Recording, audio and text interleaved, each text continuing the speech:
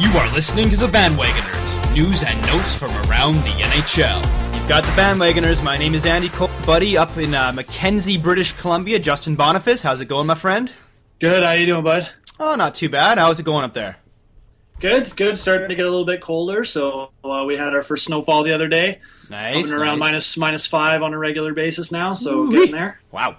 Yeah, it's getting colder down here now. Down in Vancouver, it's definitely it is wintertime. Halloween is over, and it's good. You know, I like the cold weather, and the only reason I say that is it reminds me of hockey. Like, it just makes me happy to be a hockey fan because it means we're getting into the nitty gritty of the fine NHL season ahead of us, and yeah, I'm really excited for this year.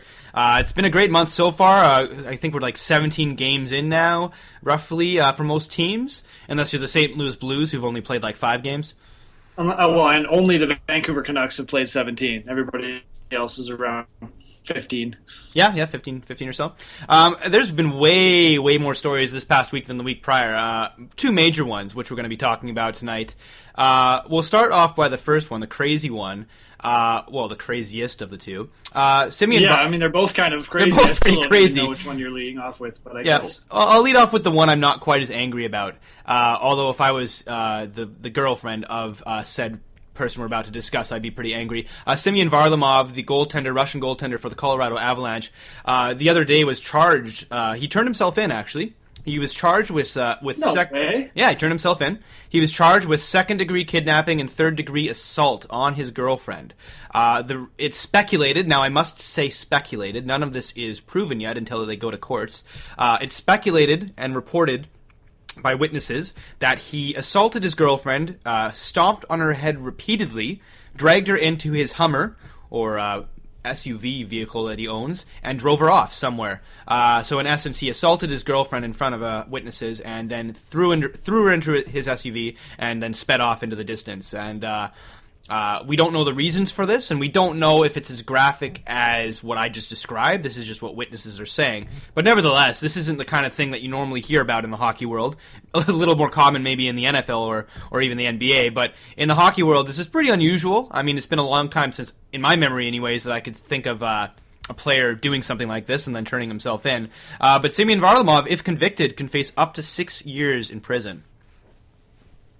Yeah, that's ridiculous. I mean, we're obviously getting out of hockey-related territory with something this intense, and obviously it's the biggest hit is going to be to Team Russia in Sochi if Varlamov is unable to play as far as hockey aspect is concerned. But obviously, like, if it is true and if it is in fact accurate, a terrible, horrendous crime, and not somebody I'd want to be participating in the NHL after that anyway.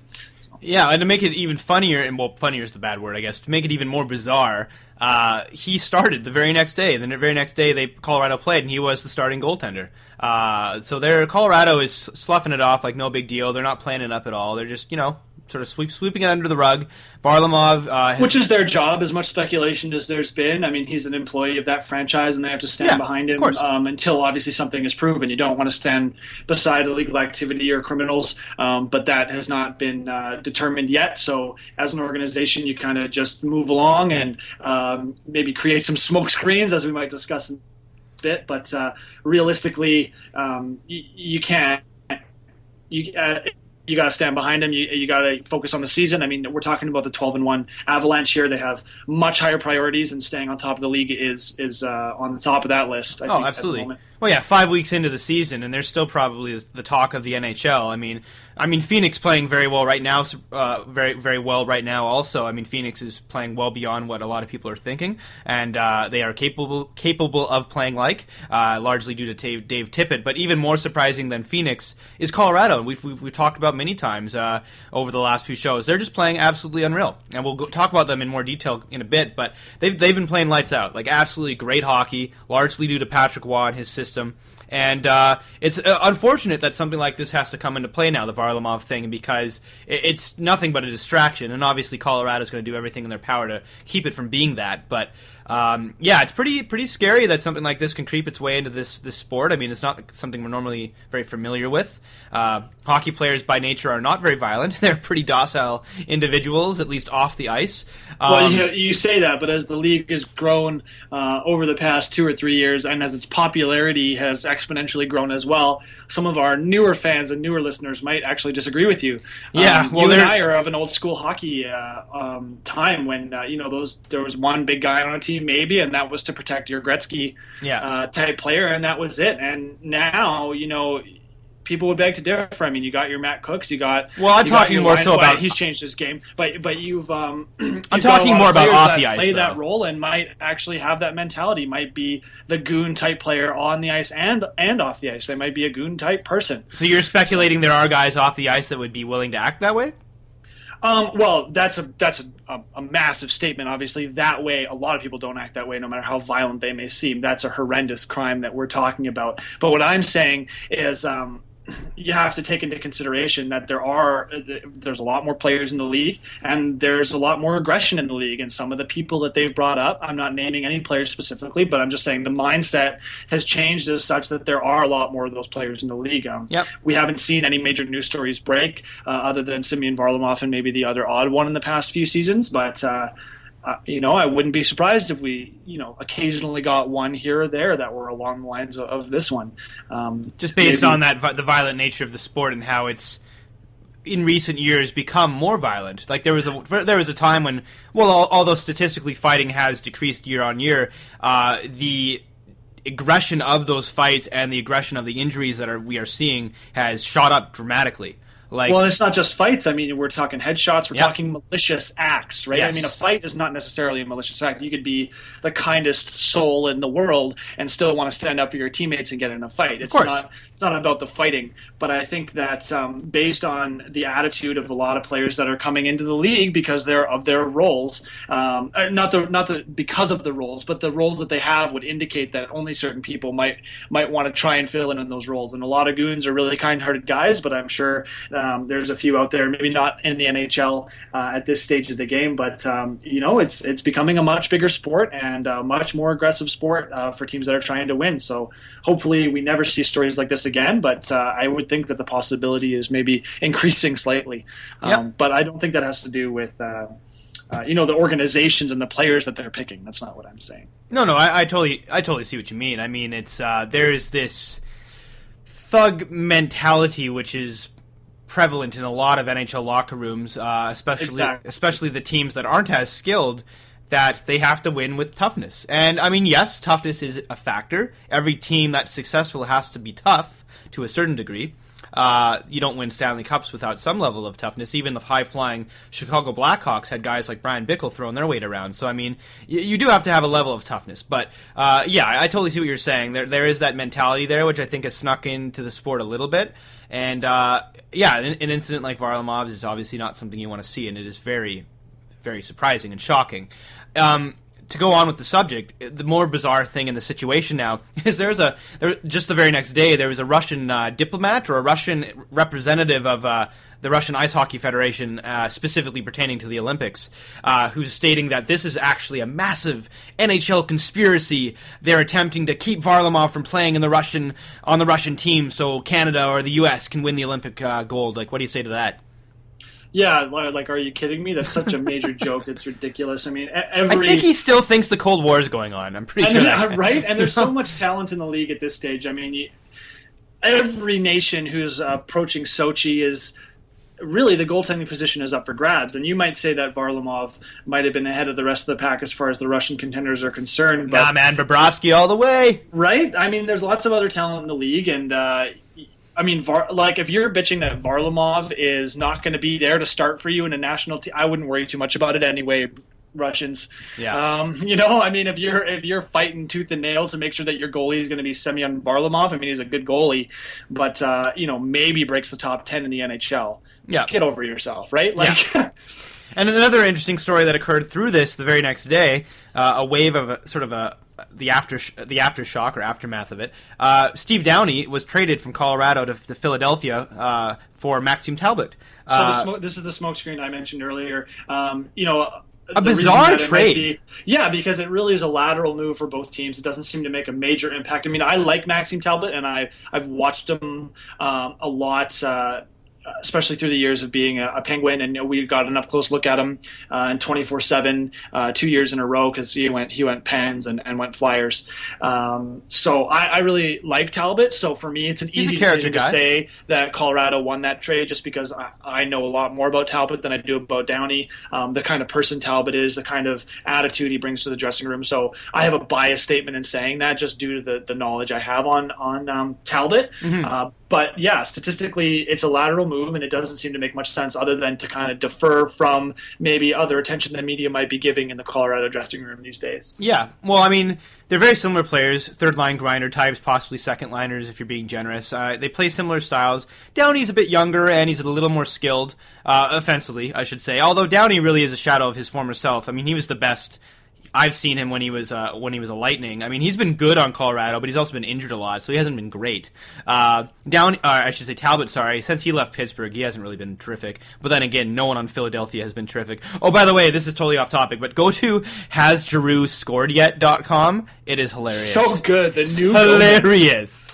Oh my god, it's amazing. Claude Giroux is like this year's Scott Gomez. I really like G. I don't get it, man. I was joking with a buddy of mine. Sports cover player. Recently, I know he's one of the few players in the world. Calling him. Go ahead. Calling him the best player in the world 2 years ago. I mean, that's what I was gonna say. Yeah, right. That's insane. And now he can't even put a point on the board. One of the few guys on the planet that could take over a game and put it on his shoulders. And it looks like he's got some voodoo doll curse or something. He's just not himself at all. It's really bizarre. They never should have let go of Jágr. To me, that was the best mentor-protege relationship in the NHL. Yep. Jágr spoke so highly of Claude Giroux, and obviously when that happens, how much confidence are you going to gain when one of the legends is telling everybody how awesome you are?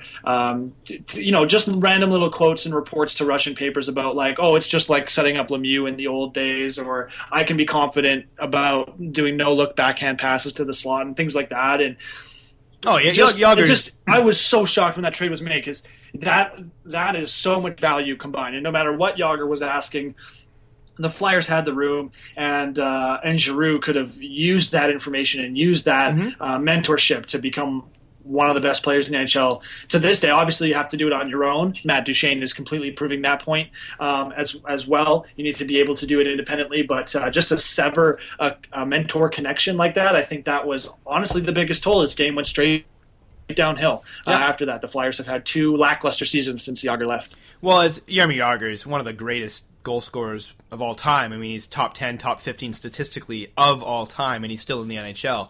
He's probably a shoo-in for the Olympics. Well, maybe, but he's probably a shoo-in for the Hall of Fame upon retirement. I don't even think he's going to have to wait the. I don't even think he's going to have to wait the 4 to 6 year minimum. I think they're just going to put him in there right away. I think he's earned it. There's a few players that can skip that list, yeah. Yeah, I think he's earned it with his play. I mean, he's one of the greatest of all time. Even, yes, on the coattails of Mario Lemieux a little bit, but a lot of the statistics he built up were on his own as well. You're going to you could say the same thing about Malkin, but the bottom line is those players have the skill and have the talent. Yeah, you might chop off 10 points a season if you put them on a different roster, but they can do it on their own. Of course they can. They're extremely talented, and Jágr has developed his game in just like Solani.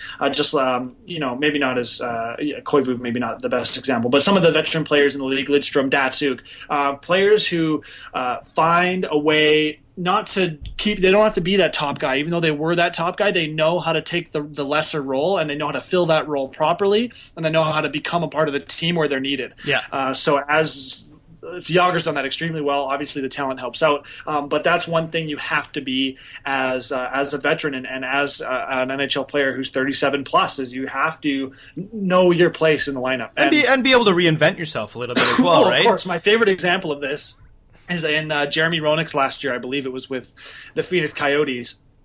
He went on a stretch there where he was a point every 2 games. Yeah. And he got interviewed about it, and he was 39 at the time or something like that. And he said exactly pretty much what I'm saying now, and just went to the point of like, this is all I'm doing. All I'm doing is instead of skating down the wing and looking for the passing play or trying to crash the net and get the slot, he's like, I'm looking for the tip. I'm looking for the deflection off the point shot. I'm looking to make traffic in front. You know, the game has also gone that way, more to the traffic in front than the run and gun. But at the same time, he was one of the older veteran quotes that I can remember, just being like, you got to find your place in the lineup. It's one thing when you're the all-star and you can do every role, you know, killing penalties and on the power play and on the 5-on-5, but to find that slot in the lineup so that you can still produce and not get overtired and not get overworked, that's what a true skilled veteran will do. Yeah, no, absolutely. And Yager is definitely in that category. Huge digression. What else is the show about if not digressing? Yeah, exactly. That's what we do best. Going back to the Downey thing, though, some people believe that trade, because it just makes absolutely no sense and doesn't help either team, some people believe that it's one of two things. This is all scuttlebutt, speculation, none of it's, factual. But nevertheless, it's fun to talk about.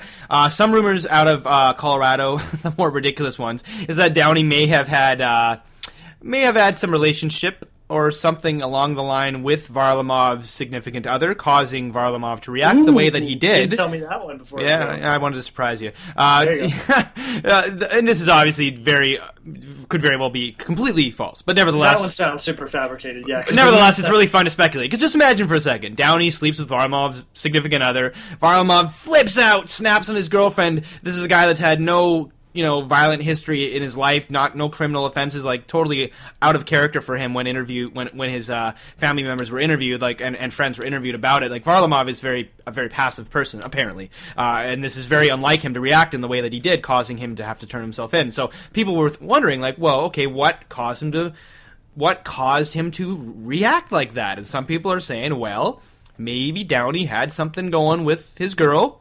Even a small little thing, that caused Varlamov to freak out. It caused him to do what he did to his girl, and that is what caused the very next day, not even a 24-hour period, I'm talking like 7 hours later, Downey's on a plane to Philadelphia, just seemingly out of nowhere. And they didn't even try and barter for him. They're just like, just give us whoever you want. And they're like, okay, here, take Talbot. He hasn't been good since Pittsburgh. You can have him. And so I mean, that's obviously speculation and highly improbable, but nevertheless, a very interesting story, and I often wonder, the crazier the story gets, how often it ends up being true, regardless of how crazy it is. So it is sort of funny to speculate on that. But the more realistic of the two stories that I'm about to tell you, the other one is apparently Downey had a physical altercation with the team's captain, Gabriel Landeskog, in a preseason game, or prior to a preseason game in the dressing room, I'm assuming, or not on the ice anyways. But prior to a preseason game this year, Downey had an altercation with Landeskog, which was reported by a few different people but never admitted by the club. I'm not sure what it was about. I don't know if it was because of Landeskog's age. Maybe Downey looked down on him. He is the youngest captain ever, Landeskog, we should mention, at his age. So I think he's 19 now, or 20, I can't remember. But he was 18. 20 now. He was made the captain at the beginning of last season, and he was... I think he was a month shy of 19 or something like that, like a month shy. Yeah, that's right. And he wasn't that much younger than the next youngest captain, which was either Crosby or Tavares. I can't remember. Yeah.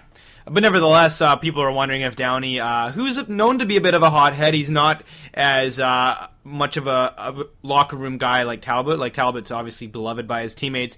Not to say Downey's an asshole, but I mean, Downey is known to be a hothead on and off the ice. So apparently there was some sort of altercation there, and that could have been what spurred on the trade, because you don't fight your team's captain, that especially when the season's going as well as it is. And especially with a coach. Well, and then at that time, the season hadn't started yet. But no, this is true, of course. But I mean, if you're Patrick Waugh and you see that your captain's fighting one of your third liners, who do you trade, right? So I mean, we've seen so far, Patrick Waugh is a man of action as well. So yeah, probably wouldn't have let that stew for too long if it was the scenario. And obviously, moving Downey. Not the easiest thing to do, so that's why we see a lateral move as well. You're not obviously going to get a lot in return for him. Maybe not a lot of people want to take him, so as you said, kind of like okay, well, here's Talbot, we'll take Downey, all right, let's just get this exchange done type trade. Yeah, it's very possible. I mean, obviously, and I will reiterate, this is all speculation. None of this is factual. Well, on this show isn't, Andy. I mean, even when we lay out our stats, sometimes it seems like we're speculating. Yeah, we're speculating that they may or may not be in sixth place because things are about to change in 45 seconds, which often is the case. Remember last year, like last show, we were talking about how, I think it was like the last show of last season, we were talking about how, oh my god, the Columbus Blue Jackets, they made it, they're in the playoffs, this is incredible, and now they're not. Right after the show finishes recording, Minnesota, like, by default, with 1 point over them, gets into that 8th spot, squeaks in. That's funny, because that's how it works, right? I mean, comes down to the wire. We have get out of jail free cards though, because I mean we called the rough firing. Yep. We've called several coach firings and several player trades over the years now. So yeah. Nobody's perfect. You're allowed to make mistakes. Another interesting story coming out of this I guess isn't relating directly to Colorado, but it would relate to it if what happens that I'm about to discuss. New Jersey apparently reports out of New Jersey, I should say, is that Martin Brodeur.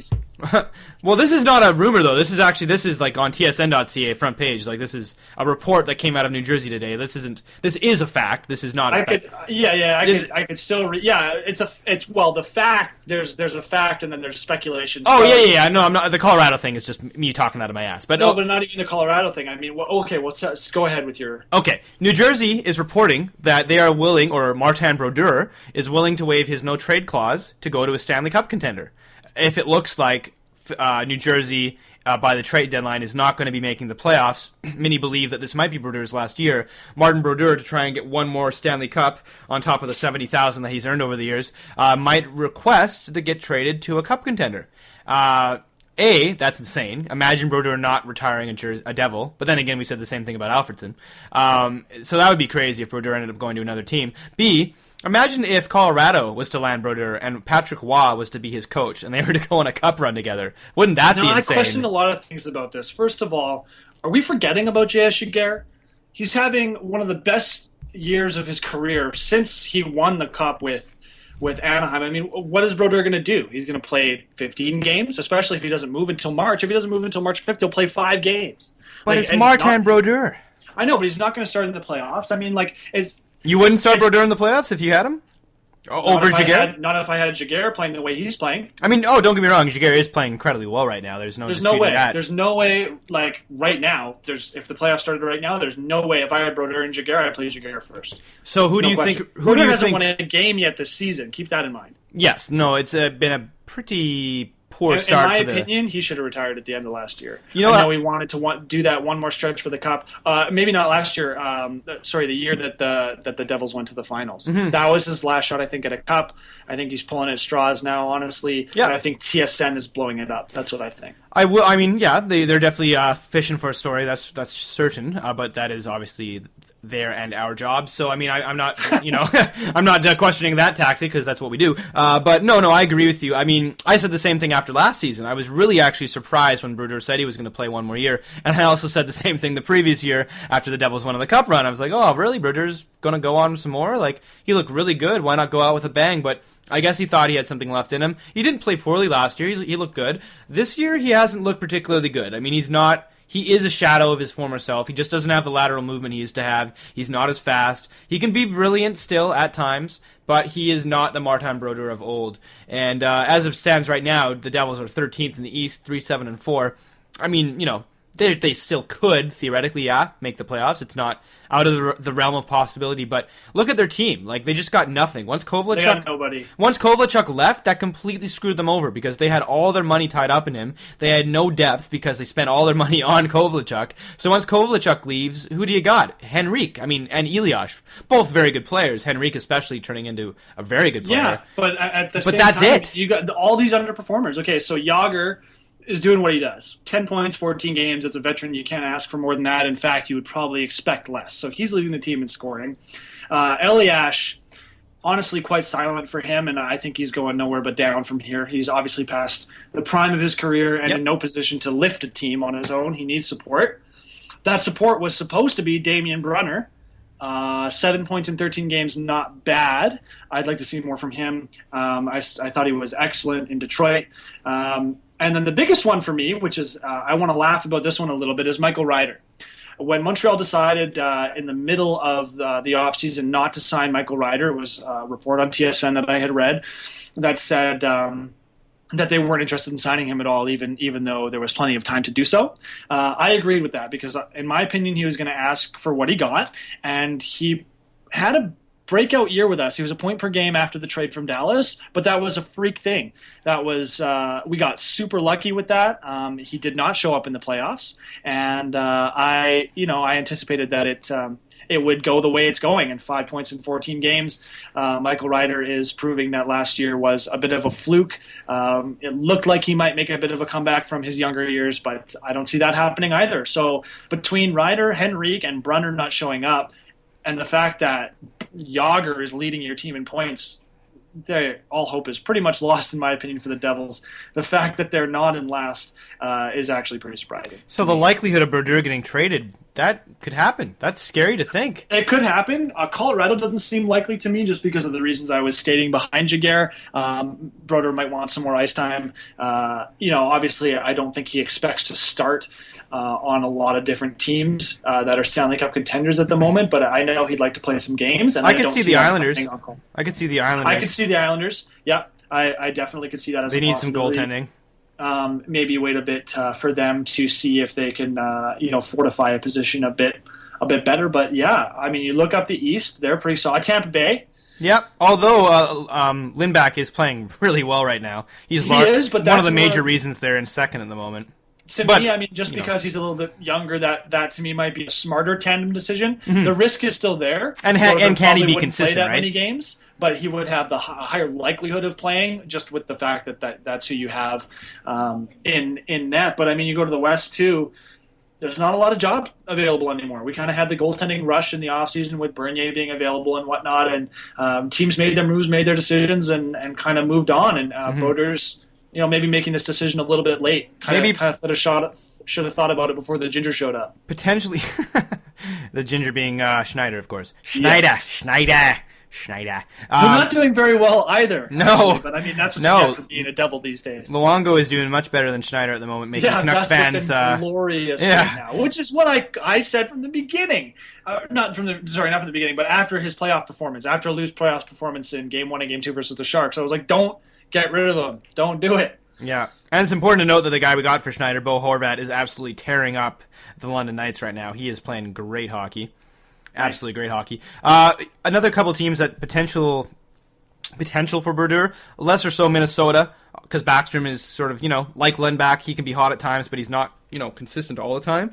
Disagree. Harding is incredible right now. Oh, that's right. Harding's playing great. You know what? That's true. He has the best save percentage in the league. Yeah. The best goals against average in the league. That's true. I always forget about Harding. 1 goal against the game. 1.09 goals against average. Yeah, that's ludicrous. That is ridiculous. Yeah. So I disagree. Minnesota's not taking Brodeur. No, you've convinced me. I completely forgot about Josh Harding. Completely forgot about. Sorry, Josh. Sorry, Mr. Harding, who's not listening to the show anyways. But sorry that I completely forgot you.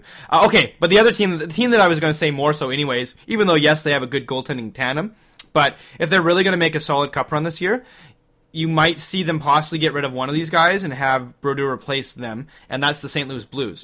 Yeah, I was just going to agree with you on that. You can make a solid move with either Elliott or Halak to pick up something to solidify your lineup. Elliott's good. Elliott's going to be very good, but I have a feeling they'd probably stick with Halak based on his previous playoff performance. And I would think Halak and Brodeur, especially for the Blues, who are a terrific team and very likely a cup contender, they could go on a serious run with Halak and Brodeur in tandem with each other. And you'd look for probably a three-way trade in that scenario, or another team at least being involved shortly before or thereafter, strictly because I don't see New Jersey taking Elliott or Halak in exchange, because they have Schneider, obviously. I don't know who their backup prospect would be, but I doubt that they would want to take on another goalie that wants a starting role at this stage. So you'd look to see St. Louis maybe get rid of Elliott or Halak for something in lineup, and then get rid of a lineup member or maybe a draft pick to get Brodeur to make a run for the playoffs. I like the Blues a lot. They're one of my favorite teams right now. Mm-hmm. How about Alex Steen, eh? How about Steen? Just still tearing it. It's unreal. 19 points in 13 games. Who does this guy think he is? Who does he think he is? I've never seen. He's never had point production like this before, ever. No, like ever. He's not even close. No, he's like. It's like he's the guy that created the voodoo doll and stole Claude Giroux's soul, and it's now possessing Alex Steen. That's what's happening.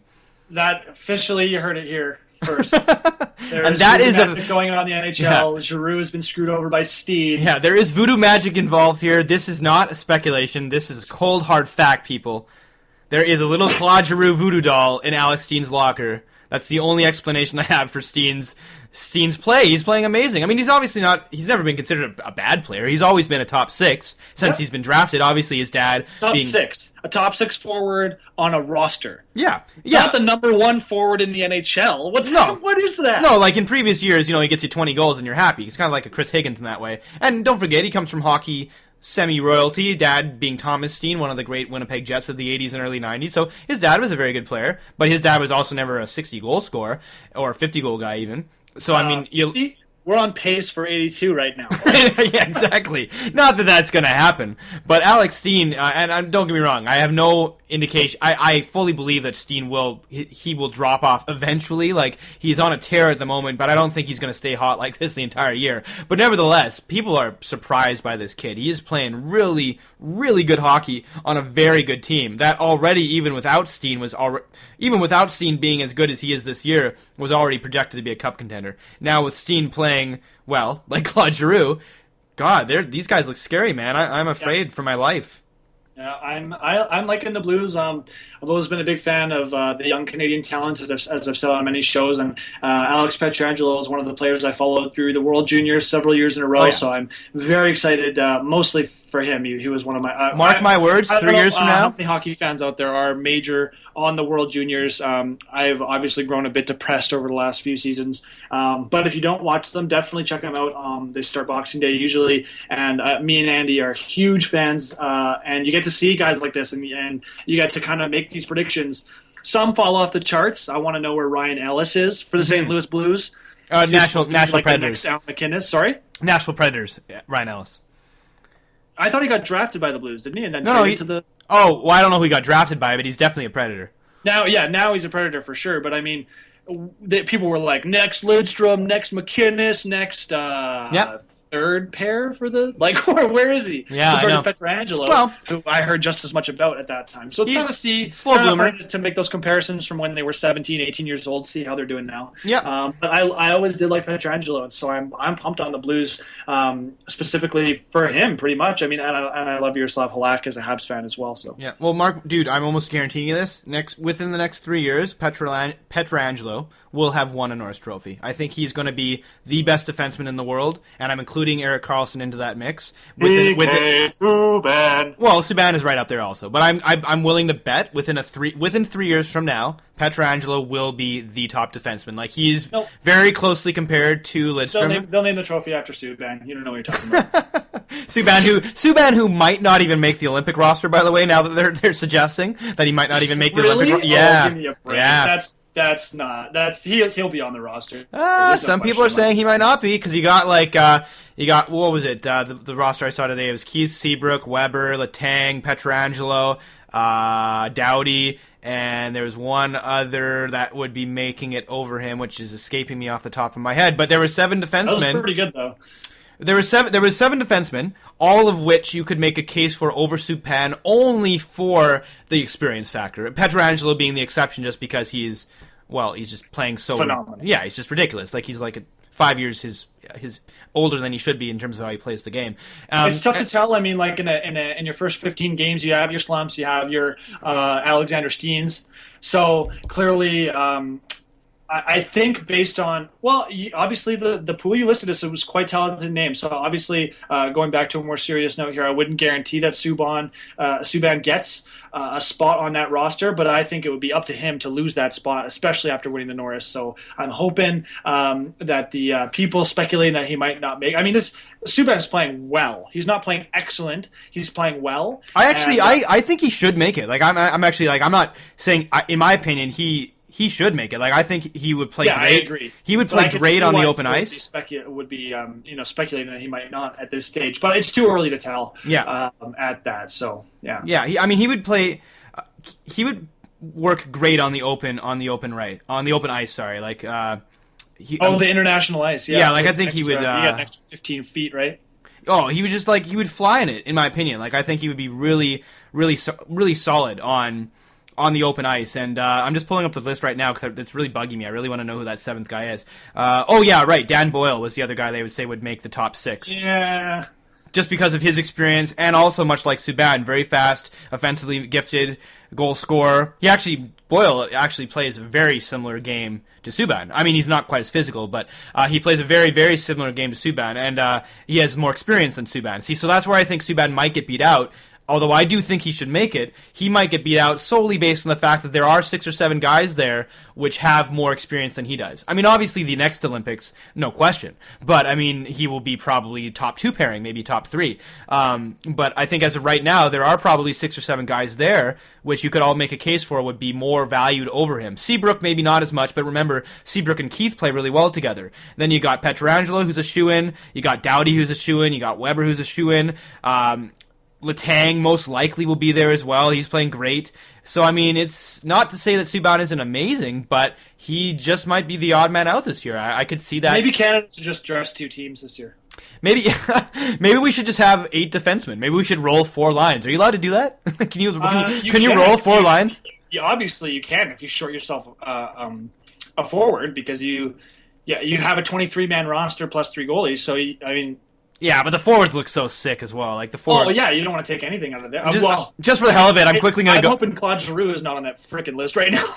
I'm just going to go through it just for the hell of it. The guys projected to make it because we're going to later on in the year, folks. We're going to have like closer to the Olympics. We're going to obviously have 2 or 3 shows dedicated just to the Olympics where we go through all of the teams, all of the projected rosters. Some of my favorite things to talk about is to project Olympic rosters. So probably sometime in January, closer to the games, we will be projecting our full rosters. But as a little tease right now, these are the guys projected to make it. This is Team Canada's roster, so get ready for this.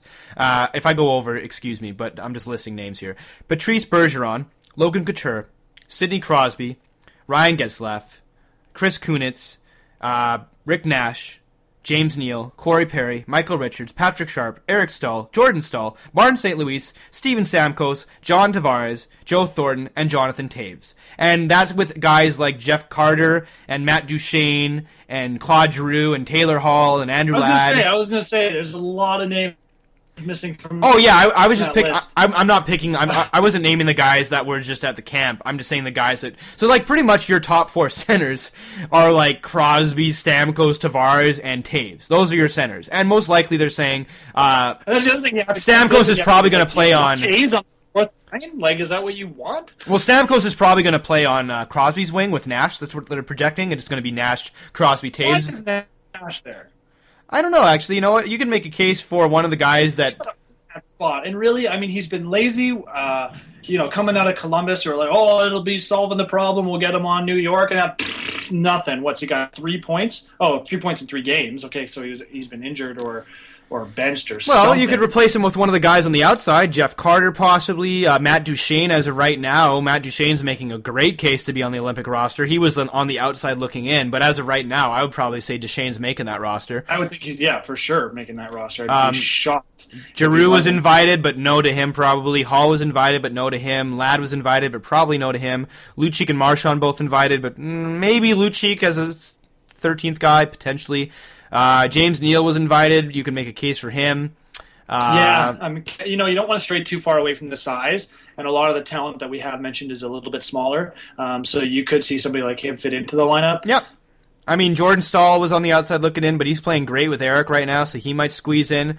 And then you got the mainstays like Toews, Thornton, Tavares, Stamkos, Eric Stahl, Martin St. Louis, Michael Richards. I'd say no to Thornton, but... Yeah, I would too, actually. I would pick Duchene over Thornton, to be honest with you. Yeah. Although Thornton's playing very well right now. I mean, he's playing very good hockey. But, it's going to be really interesting. Canada's depth is just stupid. Like, it's insane. So picking that roster... That's not going to be a fun job for those guys, for Yzerman. That's going to be... Yzerman again, yeah. Yeah, that's going to be interesting for those guys. We've talked a lot about everything but the main thing that I want to talk about. We're already 40 minutes in. Holy crap. Well, there we go. Let's wrap it up then. How do we do that? Okay. Okay. Oh, actually, yeah, because this is a good one to wrap up on because if you haven't listened to many shows before, Andy and I are very strongly opinionated when it comes to fighting. And We love it. on I don't know what night it was, but Ray Emery. It was shortly thereafter our last show. I know I was like, oh, we could talk about it the whole night. But Ray Emery made one more step into how much of a mockery fighting has become in the NHL. Andy, you can take it away from here. I'm steaming on it. Yeah, I was furious. So pretty much, it's Washington versus Philly. Things aren't going very well for Philadelphia. Surprise, surprise. 7-0. Yeah, it was a shellacking to say the least. Ray Emery decides to take it upon himself after a line brawl starts. Line brawl being every player on the ice was fighting with one another. Just Philly pretty much. It was towards the end of the game. Philly was just getting out some steam and whatever that happens. That's. Well, I want to say it's part of hockey. It doesn't happen that much, but it happens. No, a bench it happens. Brawl. I mean, they took a. Well, it wasn't a bench clearing brawl. It was just a line brawl, like 5-on-5 fights. But that doesn't even that doesn't happen that often. As violent as this game can be, line brawls are pretty rare. But yeah, Philly was just burning off some steam and whatever. I don't really have a problem with line brawls, to be honest, because they just sort of end of their own volition, and no one ever really gets injured, and it's entertaining for the fans. But what happened right after that made my blood boil. I haven't been this angry watching hockey in a very, very long time. Especially to a team unrelated to our favorite teams. That's one thing. I get steamed all the time, and Montreal loses by a goal, and I lose my crap. But yeah, Well, I mean, I'm a Canucks fan, so I'm pretty much just desensitized to flick to on hatred the at this TV point. And see this It was unreal. It's embarrassing to the game of NHL. Ray Emery. We don't use that phrase very often, but it's embarrassing. It is embarrassing. Ray Emery skates down the ice, leaves his net, skates down to the other end of the ice to fight Washington's goaltender Braden Holtby, who, by the way, is uncommon. However, Holtby is not a fighter, nor has he ever been a fighter. Ray Emery. And he's making it quite known to Emery during this challenge. Yeah, as Emery's skating down the ice, Holtby's just waving his arms like, "No, I don't want to fight you." We should mention Ray Emery is a semi-professional boxer, by the way. For those that don't know, Ray Emery knows how to fight. So not only does he know how to fight, he likes to fight. Oh, he loves it. He's a player. He likes to have his little tantrums. Yeah, he loves to fight. And anyway, so he's skating. Just a nice kid. Yeah, he's a kid. He's like scrawny, 23. Quick on his feet for sure, but I mean he's not going to hold up in a fight against a boxer. No, and Braden Holtby's just waving his arms like, "No, I don't want any part of this. Don't want any part of this." And Emery said after the game, he's like, "Well, what I said to him is defend yourself because I'm going to fight you, whether you like it or not." So Emery jumps him. He literally jumps him. Holtby tries to escape. Emery grabs him. Which makes me even more mad that Emery said that after too, because it was like you knew. Yeah. It's not like you were blind with rage and just going headstrong. You bloody well knew you were beating somebody up. You were assaulting somebody, and you went along. And this was assault. Holtby did not land a single punch. 16 consecutive punches to the back of Holtby's head. 16 without being stopped. Emery was just laying into him like a rag doll. Props to Holtby for not like curling into a ball, or because that's what I would have done. I'm telling you right now, I'm not a fighter either. Field position. I would have been in the corner boards with my face in my gloves, just going, "Leave me alone." That's BS. I hope he tried to defend himself to the best of his ability and was very lucky not to get a concussion out of this because he was, with his helmet off, being leveled in the back of the head by a semi-professional boxer. 16 consecutive blows to hit the front and the back of his head. Because of this line brawl, the refs are doing nothing. Holtby's on the ground. He's not defending, he's not able to defend himself. He's just getting, pardon my French, his ass whooped. He is just getting demolished by Emery. He could have very easily had a concussion or broken bones. I don't know how he didn't, to be honest. If you watch this replay, which most of you have probably seen by now, Emery, he could have severely injured Holtby. It was not just a fight. This was plain up assault. If you saw this on the street, one guy beating up another guy, 16 or so punches, 13 to 16, let's say, because it gets so hard to count towards the end of it. It was just so many of them. It would have been assault. This would have been, outside of a sporting event, this would have been full-blown assault. To make matters worse, the ref does not jump in. Not only does he not jump in to stop it, he keeps the other Washington players from breaking it up. 3 of the Washington guys see Holtby getting annihilated here, and I say annihilated I mean that. He could have and I will stress this, very, very, very seriously been injured. It could have been a concussion or worse. And his players see this and try and come to his defense, 3 of them. And the the Philadelphia guys doing the line brawl at this point have pretty much all stopped. Everyone's watching Emery. His own players are just disgusted by what they're seeing. Guys' jaws are agape. The entire stands... Oh, no, dude, watch the replay. His players, and you even... listen to the interviews after the game. Some of the guys on his team couldn't believe what they saw. It was because his GM stood up for him. Oh, of course. I mean, no, publicly you will. But I mean, a lot of the players who would remain nameless afterwards when being interviewed said it was disgusting. And I mean, everyone's eyes was on Emery annihilating Holtby. His players, the Washington players, try and break it up. They're running to break up Holtby, separate him from Emery. The ref gets in their way and says, no, let these guys fight it out. Let it finish. Which, under normal circumstances, yes, that is what a ref is supposed to do, to keep the fight separate, so they end of their own volition. But this wasn't a fight. This was not a fight. This was plain assault. That's all this was. There was no fighting involved here. It was one guy wailing out his frustrations on another guy, and very lucky not to have seriously injured him. Or even worse, he could have left in a stretcher. And so not only does the ref not break this up in the middle of the assault, he keeps the Washington players from coming to their teammates' rescue. It was absolutely... I was sick to my stomach. Like, it was, and I don't mean that, this isn't hyperbole, I was like...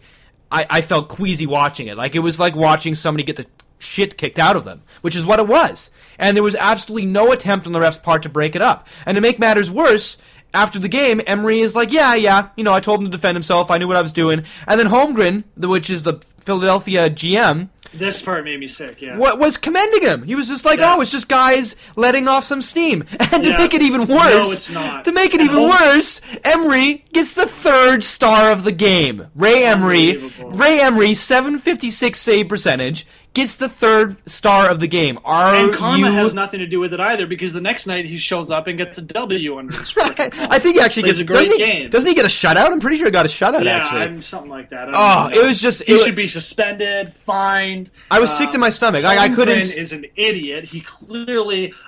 his favorite team of all time is clearly the 84 to 86 or whatever Philadelphia 70s, Broad but yeah, I know what you mean. Bullies. Yeah. 70s, yeah. So it's just like come on. Like, it's such a joke. I can't even form proper sentences. There should be a suspension and a fine. Should be an inquisition. Emery has crossed so many lines in the past. In other leagues, he's crossed lines this game is not for you. Do you not understand that now? This isn't boxing, man. I mean, it's not. This isn't the This isn't the UFC. Like, go send him to the UFC. Go let the shit get kicked out of him. It's just... it was mind-blowing. And it's just...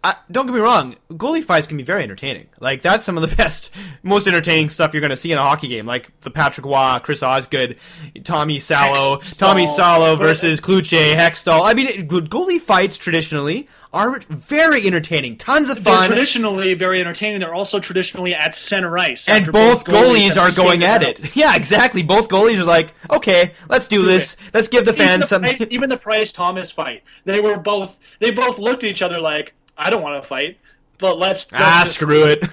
Yeah. They didn't. There was like less than 3 punches thrown. And that was all in good fun. It was just for the sport. It was entertaining. This is the point where it's not for the sport and it's not, I mean, obviously there's anger and bad blood and all that kind of stuff, but when you assault another player, when you pull, I want to say Donald Brashear, but he was the victim, right? To the stick in the back of McSorley, yeah. Yeah, so when you pull something like a McSorley, many would argue, or Bertuzzi, or now I would happily add Emery to that list, it's wrong. It's not a question of whether or not the game was moving too fast. No, the game has no place for it. The game has no place for it. Exactly. None of those variables are in play. It is plain wrong. And to have your coaching administration stand up for you after, I mean, obviously you back up your team in most scenarios, and we just talked about this with Colorado and Varlamov. But we have the facts.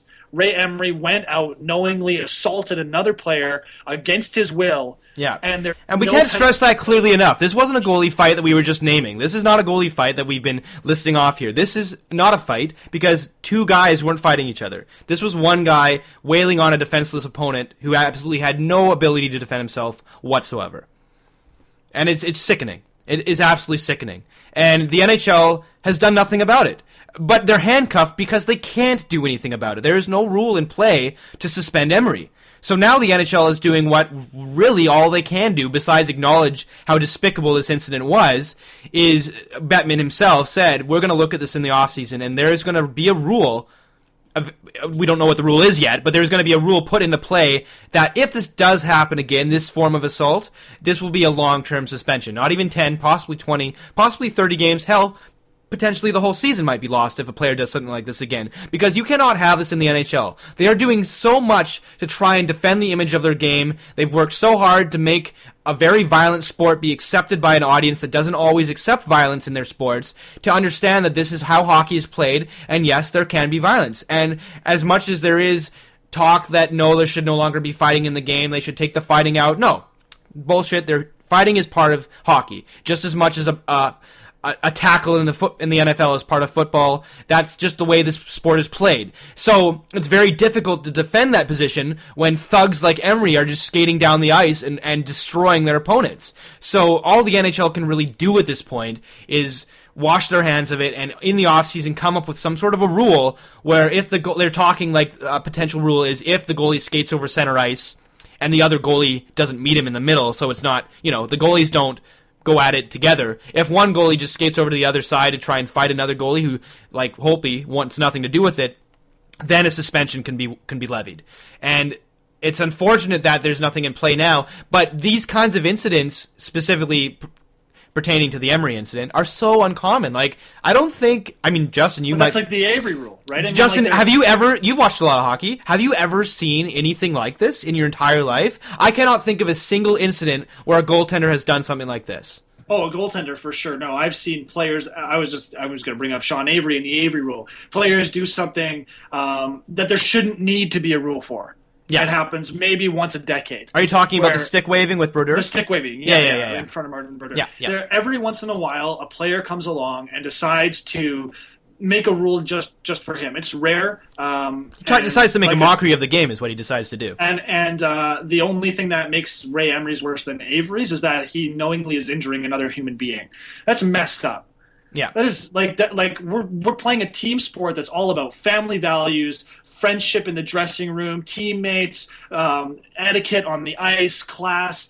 None of these things were brought out on the ice in this game, and Emery just made a joke of it. And we could even bring up Brendan Shanahan, who you and I agree is completely inconsistent and just not on top of his role. I think as best as he could be. And he spins his wheel of justice. I have quotes from him here today in an article. I hate what Ray Emery did. I don't like it. I wouldn't like it if I was a teammate of his. I wouldn't like it if I was an opponent of his. And I think more important, if the rest of the caretakers of our game, the general managers, don't like it, it's important for us to say when a rule is not properly addressed in the rule book, and I don't think it is. And on that note, he says Rule 46.2 does address aggressors in a fight, but what Shanahan pointed out is that not every violation of a rule is worthy of a suspension. So to me, what that sentence says is that Emery could have been suspended, and Shanahan didn't want to have to back it up. Which makes it even worse. Right? Because I'm reading these quotes. I hate what he did. I don't like it. I wouldn't like it if I was a teammate. I wouldn't like it if I was an opponent. GMs need to stand up. Blah blah blah blah blah. It's possible that not every violation of a rule. Like, come on. Well, maybe it's just you just made a huge statement. Maybe it's just such an isolated incident because this has never happened before with a goalie, anyways. Maybe it's just such an isolated incident that there is no what's the word I'm looking for? There's no precedent. Like, there's no way to possibly, like, a rule has to be put into place that clearly defines, what Emery did was wrong. Shanahan was also questioned because he suspended Ottawa's Matt Karkner last spring for a game under that rule for fighting Brian Boyle in the playoffs. But when asked about it compared to this incident, he said that incident was worse. Yeah, I think there's a thug mentality in Philly as well. It doesn't help. Like, they really hold on to the Broad Street bully mentality really strongly. Holmgren has a lot to do with that, as does Bobby Clark. So not to say that this wouldn't have happened with another team, but Philadelphia obviously is one of the more violent and tough teams in the league. But yeah, going back to what we were saying, it's just disgusting. And Emery shouldn't be in this league. As far as I'm concerned, he shouldn't be playing in the NHL. The NHL has no room for people like him. And hopefully they will come up with a rule in the offseason that will keep something like this from ever happening again, because we're trying so hard to keep fighting in the game because it is important to be in the game. incidents like this are not helping its image. And that's exactly correct. Emery is going to ruin the. I mean, to some degree, for people who are completely against fighting, that might be a good thing. But I'm not, and you're not, and we want fighting in the NHL. Not stage fighting. Stage fighting is stupid. Exactly. Stage fighting has no place. Stage fighting is stupid. Yeah, exactly. I think to be honest with you, I was talking to a buddy about this the other day. Just like with the Emery thing, I'm saying to get rid of stage fighting altogether. If there's a staged fight, it should be a minimum 10 games for both players. And if they do that, there will be no more stage fighting. And the only fighting that you'll see is just from incidents on the ice that have to be policed and have to be regulated, and when emotions flare up, which is part of the game. And those kind of fights are natural and understandable and really could have a major impact on the game. The stage fights are the ones the league has to get rid of to help protect its image. And the assault, pretty much the blatant assault that Emery put on to Holtby the other day, is really destroying that image. I mean, how would you feel if you were at the game with your son, your 6-year-old son, and this is what he has to see? Imagine if there were kids at that game watching that. How do you explain that to your son, that that's okay to do on the ice, but not to do in real life? No, there's a kid in a Flyers jersey looking at the glass with his jaw dropped.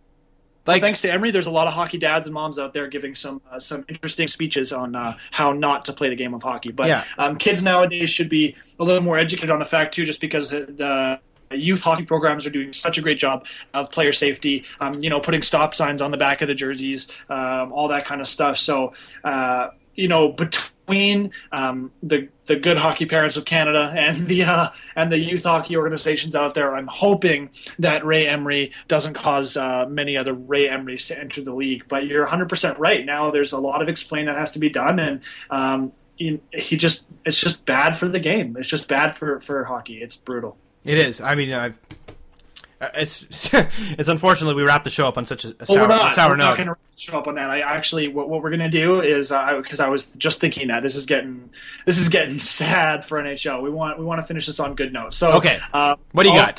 I got a bit of a funny story. Montreal, St. Louis. I remembered. Remember, I told you. I forgot. I literally just remembered. Excellent. St. Louis defenseman, I think it was Shattenkirk. He's back skating. Montreal 2-on-2, and they get the puck past the net, and Montreal's so Montreal tries to recover the play behind the net and start to skate out front.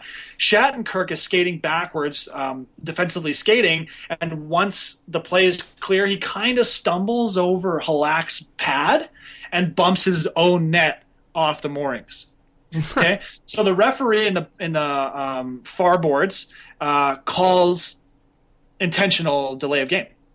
Okay, so this call doesn't happen very often because it's like throwing the puck over the glass. Yeah, players just don't do it now because they know they're going to get called. So normally when you see it, it's 100% an accident because it's plain black and white call. You do it, you get called. So players don't tend to knock the net off the moorings to delay the game anymore. So from the replay, I agree with the call. The call is that you call a power play for that, because to me the replay looked like he kind of hit the net and then he kind of threw a little elbow and a little kick to make sure it came off. So I agree with the call. However, this is something I literally learned watching this game. If the net is intentionally kicked off the moorings with the last 2 minutes of play, it's a penalty shot, not a power play. Really? So Montreal was awarded a penalty shot. I was furious. I wanted a power play. There was a minute and a half left in the game, and it was tied. I wanted a power play. I am sure the coach wanted a power play. I have made a case many other times as well that when a penalty shot is up for grabs, the coach should be able to elect to take a power play instead. Who got the penalty shot? Who took the shot? Thomas Plekanec did against Yaroslav Halak. And did he score? Lucky. No. Plekanec put a beautiful wrist shot on the left side. It missed Halak's blocker, but just caught the shaft of his stick. And went over the crossbar. So, and we lost in a shootout. Yeah. We lost in a shootout last night as well. I would have loved to have that power play, and not only that, instead of the penalty shot, but not only that, I've actually said that there should be a rule in play that allows the coach to opt to take a power play. Because what if you're on a penalty kill? Yeah, well, I would rather have 4-on-4 hockey than take a penalty shot and go back to the penalty kill, and even if it's in the middle of a game. We've talked about this before.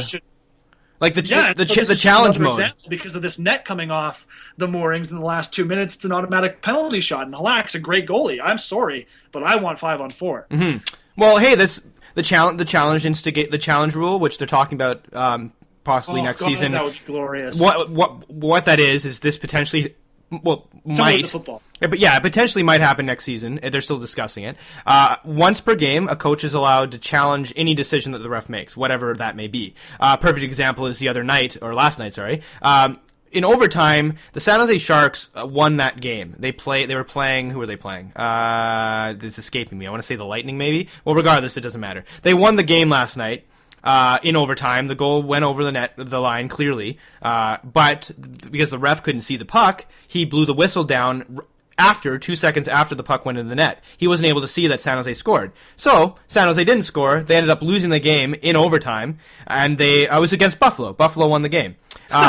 Yeah. I like it just because Buffalo gets a win. Yeah. That's fantastic. And Buffalo probably hated it. 3-13. Yeah, Buffalo probably hated it too because Buffalo's probably like, no, we wanted to lose. We're going for the draft pick now. It's us and Philly going for the draft pick. They could win. They could go 500 and they'd still be last. Yeah, so I mean, Buffalo probably was furious that they won, or Buffalo fans were, anyways. And yeah, God damn it, we let that in, you fools. Yeah, San Jose clearly scored that goal. Like, it was the winner. It was the overtime winner. They were celebrating, but the ref, because he didn't see the puck, is like, well, even though the replay clearly shows the puck crossed the line, that's no goal. And so they keep playing, and Buffalo wins. So in that, obviously you can imagine San Jose's livid because they had won the game at that point, and to make matters worse, they lose to Buffalo. And it's San Jose, who's like the best team in the league pretty much. So in that situation, and in the situation you were referring to with the penalty shot, the coach should be allowed, if it's very clear that it was a bad call by the ref, pull up the white towel, challenge, I'm challenging this. They look at the replay, and in that one instance, the replay is allowed to override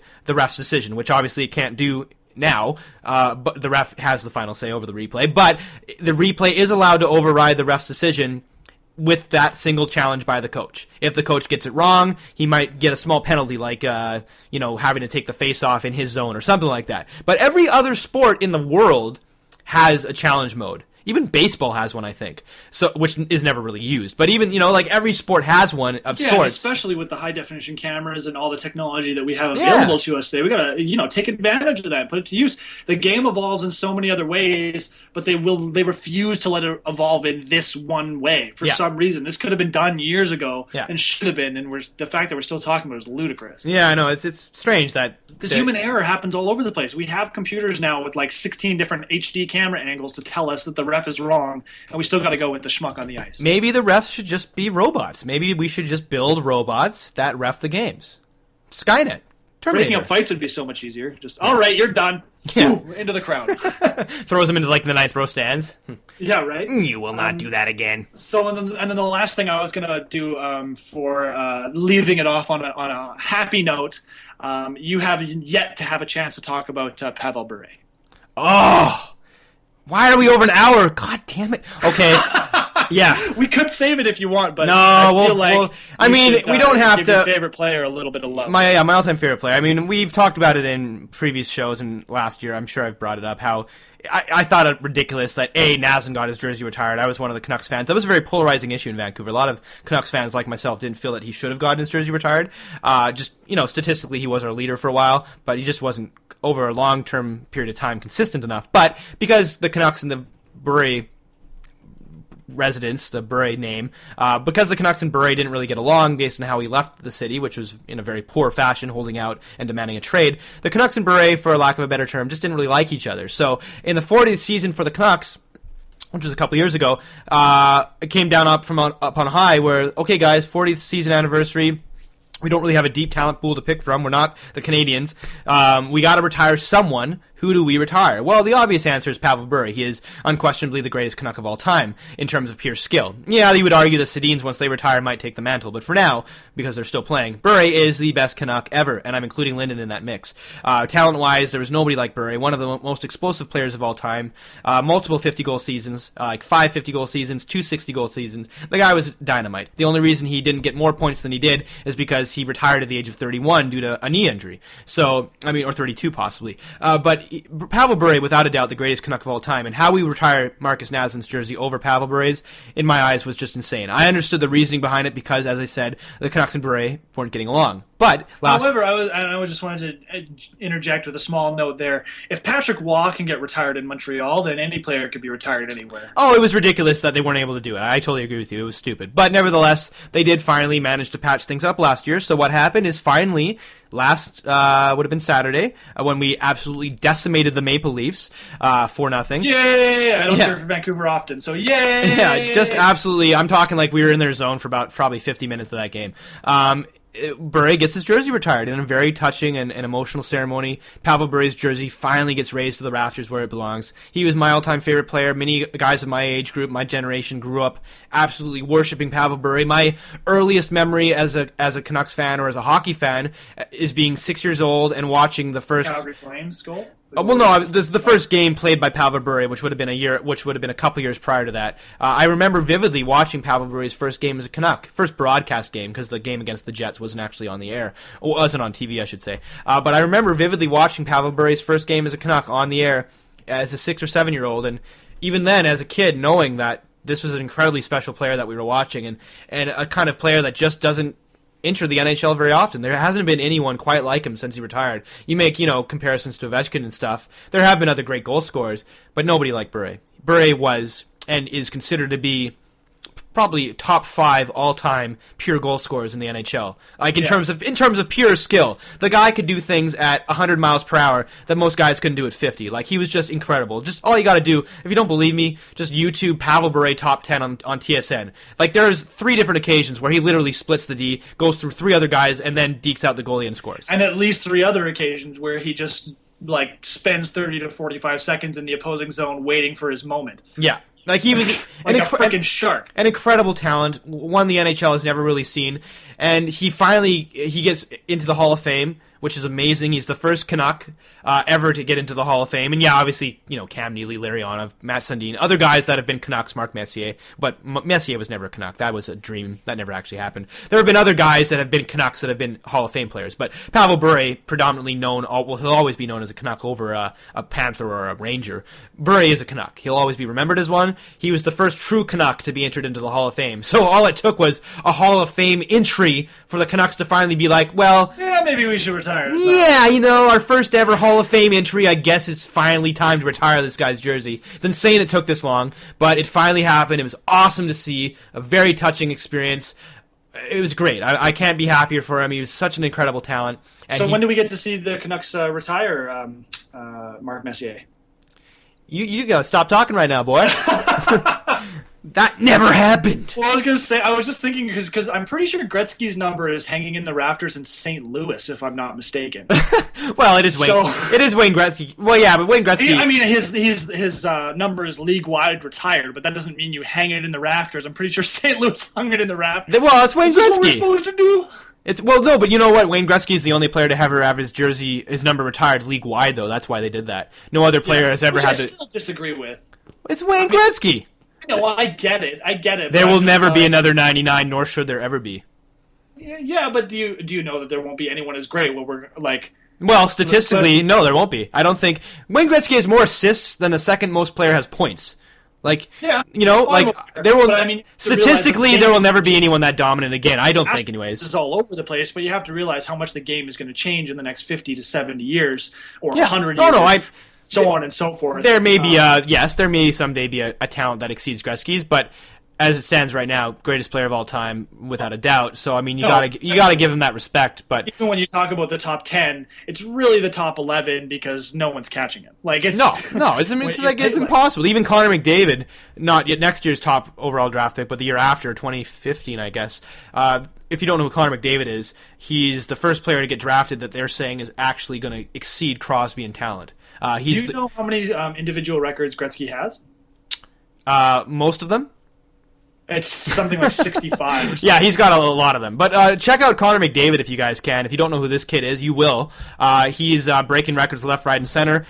Even a bunch of Crosby's. As amazing as Crosby is, they're projecting McDavid is going to be the next one. Like he's going to exceed Crosby in skill level, and he's going to be as close as we've ever gotten to a Gretzky. Obviously, statistically, he won't get there, but Connor McDavid is going to be a very special player, so make sure you pay attention to him, because in a couple of years, he's going to take the NHL by storm in a way that even Sidney Crosby never did. So when did Gretzky retire, too? He was a little bit early on that, right? Like 36 or 37? No, he was, I think he was 39, almost 40. He retired in 1999.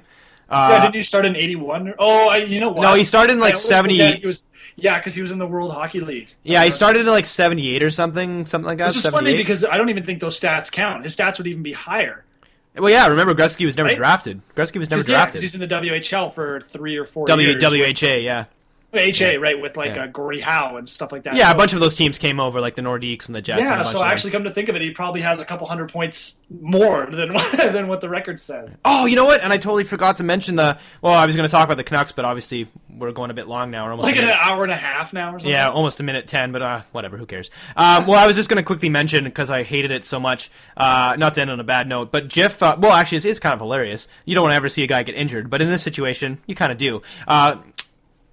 Jeffrey Lupul leaves his feet and pretends to be in the WWF for a second and has a flying elbow aimed square at Henrik Sedin's head. I'm talking he was off the ice, elbow to face. He was aiming to injure, and if that had connected, oh my God, Sedin could have been out for the year. Like, that was a very close to devastating hit, I should say. What happens is... I don't want to see a player get injured. This is hilarious. People to be suspended and Sedin to be out, that would have been awesome. But oh well. This is karma. This is karma, man. This is karma. Henrik ducks at the last second. He says after the game, like, yeah, I saw it coming to the last second. I was able to get out of the way. Well, Joffrey Lupul, he elbows Nazem Kadri in the face and nails him to the ice. Google this image if you can. Obviously, you never want to see a guy get injured, but this is karma. Guy tries to injure another guy, misses that guy, ends up injuring his own teammate. It's a very talented teammate. Who's also in my hockey pool, which I wasn't too thrilled about. Yeah. But nevertheless, it is slightly hysterical, as terrible as that sounds, because, well, that's what you get for trying to end the career of one of the best players in the league. Well, you just so happen to miss him and injure your own guy in a very comical fashion, which sort of summed up how the Leafs played against the Canucks that night, because we just absolutely decimated them. It was a great game to watch. But yeah, so forget about the Emery stuff. The NHL is going to move past that. Let's just remember the Pavel Bure Jersey retirement and the potential for robotic referees in the future. I think that's a good note to end it on. So yeah, that was awesome, man. It was good talking to you as always. My name is Andy Cole. My name is Justin Boniface. Thanks for listening, folks. Have a good night.